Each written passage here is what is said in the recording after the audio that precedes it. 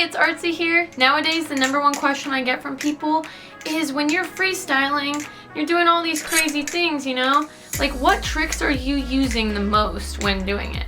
So in this video, I will be doing small tutorials and I'll be naming my 10 most favorite tricks to use while freestyling. I'm gonna show you all the tricks that I'm freestyling today in one big freestyling compilation. It's gonna be kind of hard. I hope I don't go out of frame, okay? So I'm gonna start off with the infinity ladder.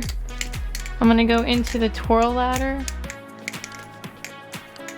into behind the 8-ball, into the backhand fan, into the whip rollover, into the orbit, into the Chaplin. Let's see. Into scissoring.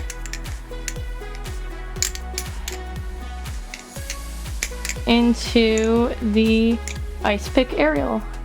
There you go. That is all the tricks. So let me define freestyling really quick. So freestyling is where you just randomly take all the tricks you know and you start doing them all, right? So like that. That was freestyling. And it took me about probably a year or two to learn enough tricks to be able to freestyle. But it takes a lot of practice to look smooth. A lot of people can tell if you haven't been flipping a while because you don't look smooth while freestyling and transitioning. Also, another thing is I do freestyling different than other people. You'll see a lot of other flippers or creators that do different tricks while they freestyle. I am just telling you my favorite 10 tricks. So the first trick I like to incorporate into freestyling is fanning. It looks like this, right? So I like to do, honestly, like I like to switch directions like that. Like I'll go back and forth like this, just to make it look interesting, and then at the end I'll just do a regular fan. But that kind of stuff makes your freestyling look more interesting. So to fan, you start off by holding the safe handle and you do a double rollout, okay? So if you don't know that, I'm actually going to make a video on that soon. And then you flip out like this, and you just start going in a circular motion where you want the handle and the blade to be going like this. Not like this, not like this. You don't want it to look like an L shape like that. You want it to be like that. And this is actually a really hard trick for a beginner trick. I don't know. Some people have a lot of trouble learning this. Some people get it down really quickly, but it's all in the wrist movement and the thumb pushing the handle. So my thumb is pushing the handle, and honestly, I can probably just fan, just pushing it, you know? The wrist does a little bit of motion, but what shouldn't be moving is your elbow. And that, some people are like, spinning it like this. You know, some people are like this. This is not fanning, right? Fanning is where you're just using the top part of your hand and you're spinning it and you're having a light grip here. The second trick I'm going to teach is the Icepick Parabolic. I love this trick. I talk about it in a lot of combos. It's the way I like to end my freestyling. So when you do a freestyling video, you want to have an impressive ending, and usually an aerial will suffice, or some complex trick at the end, but I always like to end it with the Icepick Parabolic. So the Icepick Parabolic looks like this. What you're doing is you're getting the knife in this position. So if you're done with freestyling and you get the knife into this position, you're going to push the knife so it flies in the air and it rotates and it lands in your hand like this. And it could land like this and you could just go like that at the end. Either way it lands is fine. You just want it to be with the blade facing up because you're starting with the blade facing down. So you're going to push it and throw it at a small to medium height and catch it. And see, I caught it like that. I just turn it at the end whenever I do. Okay, getting into intermediate tricks. The third trick is the behind the 8-ball. I love rollovers. I always have them in my videos and tricks and all that. That's behind the 8-ball. It looks pretty cool. It's one of the first tricks I learned, especially, it was my first intermediate trick I learned, and I would suggest everyone learn that as their first intermediate trick. So the behind the 8-ball has 3 parts to it. So you're flipping out, you're getting your index finger here, you're doing 1 index Chaplin basically, that's 0 gravity. Then you're replacing your index finger with your thumb, and you're doing a thumb rollover like that. It's like basically 1 thumb horizontal Chaplin, and you're landing like this. And when you're in this position, instead of going this way again, you're going to rotate the handle in your hand. I like to rotate it like this, and I'm going to place my thumb right where my fingers are right here in between the handles. I'm going to do a Zen rollover with a wrist pass at the end. So trick 4 is the whip rollover. This trick can easily be incorporated into any position that you get to in the freestyling. So when you're in this position, you don't want to end the freestyling, right? You could just end it like that, and that's kind of boring. So the whip rollover is nice because you can whip it. You're basically taking it and you're whipping it around your hand, right? I can do it a million times. Like that. So you're just whipping it around your hand. When you do it on a horizontal plane, it kind of looks like you're doing a Zen rollover when you do that. So I prefer to get into this position and do a whip into like a ladder that's more vertical. The 5th trick is a Chaplin. Chaplining is cool because there's so many different ways to do it. It looks really cool to do a vertical one out of a ladder. That's kind of how I incorporate it all the time. So I'll do a ladder, right? And then I'll do like a Chaplin, either a thumb Chaplin, an index Chaplin. It could be a horizontal index Chaplin, but I think it looks cooler to do the vertical Chaplin because you're already doing vertical tricks. And then you can just Chaplin whenever you want.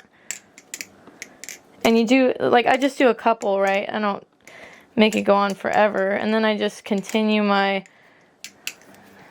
freestyling. So to Chaplin, you're getting your index finger in the middle of the back of the blade and the safe handle right here, and you're going to be rotating it this way, which is counterclockwise, and that's where the weight is balanced. So on Chaplining, you always want the heavier part to becoming second, like following. You want it to follow the lighter part of the knife.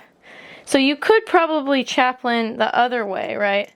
You could Chaplin this way. I haven't even done that, but that would work too. I guess I just do it this way. So then with Chaplining, you also want to make sure you're starting off, when you first learn it, try to just go in a circle without dropping the knife. And you want it like halfway up your index finger, right? You want to just try to do it without dropping it. And as you get more comfortable, you can do wider circles, right? And then you can do more and more. And just try to count. Like try to do 10 and then stop. And then try to do 20 and then stop. And once you get it down, you will be satisfied with the result. And the same thing goes for the thumb. The thumb is a little bit harder. I'd say it's a lot easier for the thumb to be a horizontal one. But I'd say learn the index one first if you haven't. So number 6 is the Backhand Fan. It's a really nice transition from this position too. So remember I said in this position you can do the whip rollover, right?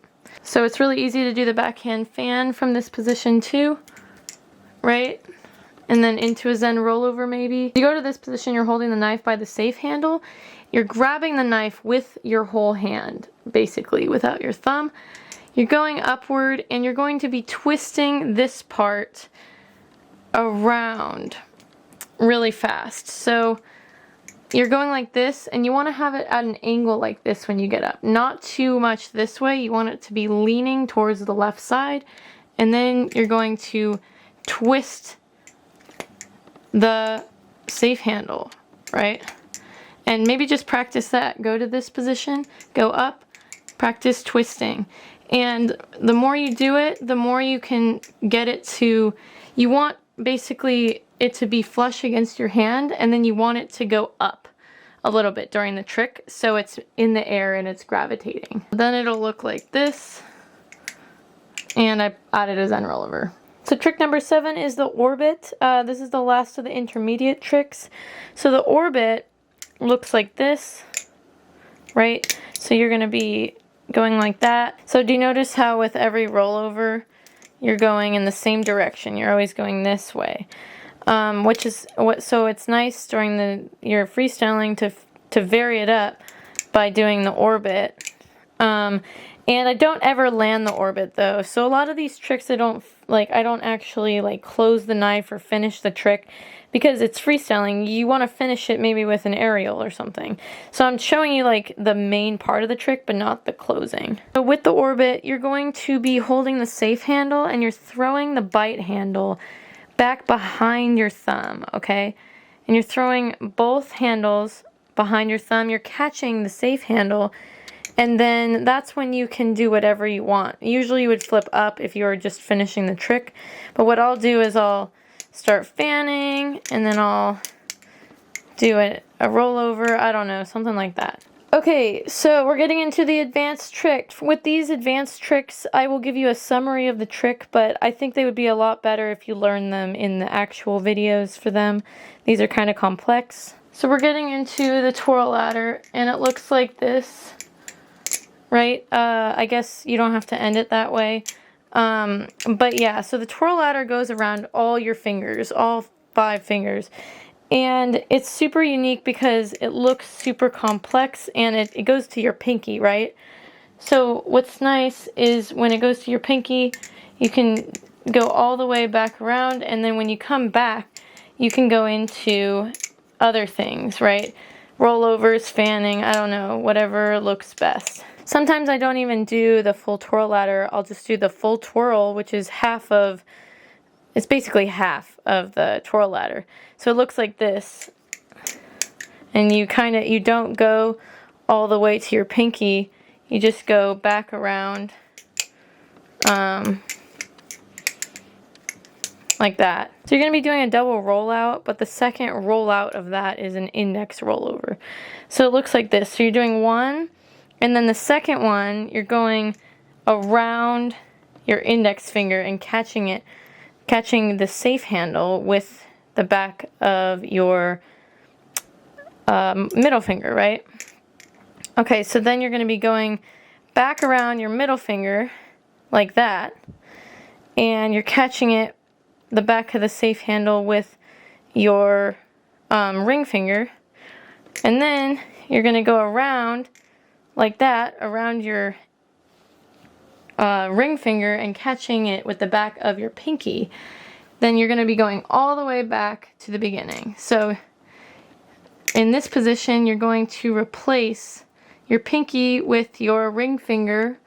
You're going to go back like this, and then you're going to be taking your index finger under the knife and replacing your ring finger with your index finger, and then you're going to do a rollover around your index finger, and then you would flip up to end the twirl ladder. But in this case, I honestly would do a twirl ladder into a vertical Chaplin like that, right?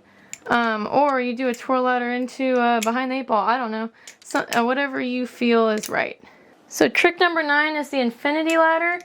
It looks like this, right? It could go on forever. So in the wave, I built in this texture specifically for the infinity ladder. So basically, to do this trick, you're going to do a double rollout, and remember, you're doing it at the end of the knife. So a double rollout, a normal one would be like right here, but for this one, you're going to do a double rollout, and you're getting ready to throw the knife around your whole hand this time instead of just around some fingers. So you're going to be holding the knife like this with your index finger on the back of the safe handle, your thumb on the right, and your middle finger on the left. And you're going to be throwing the knife downward like that and catching it in this position. So suddenly you had your thumb and index finger and you're replacing them with your ring finger and your middle finger on the back. So it's going to look like that. So when you do the throw, you're going to be throwing it around. So see, and I'm using my thumb as backup, so I have just these two fingers on it, but then I'm going to catch it like this with my thumb and my middle finger. My middle finger's on the back, my thumb's here, and that's when I'm ready to do my next twirl, I'm going to replace my thumb with my ring finger again, do the twirl, and then catch it again. And in that process, see how my index finger is helping out. So my index finger and my thumb are catching it. My index finger is just helping the balance out. So the 10th trick is going to be scissoring. I use scissoring a lot, especially because I just told you I use the full twirl a lot. So the full twirl is, you know, like that. But scissoring's nice because you're doing the full twirl into an aerial, and you want to incorporate as many aerials as you can. So if I had to add another trick to this, I would add the helix aerial. So scissoring looks like this.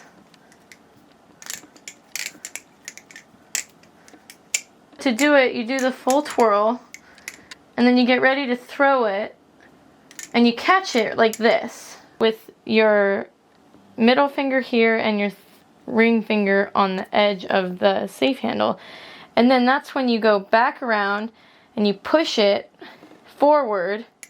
You place your ring finger with your pointer finger, and then you do that, which is a index Chaplin, right? And then you're right back in the perfect position to start doing another full twirl. So thanks so much to all my Patreons that have supported me.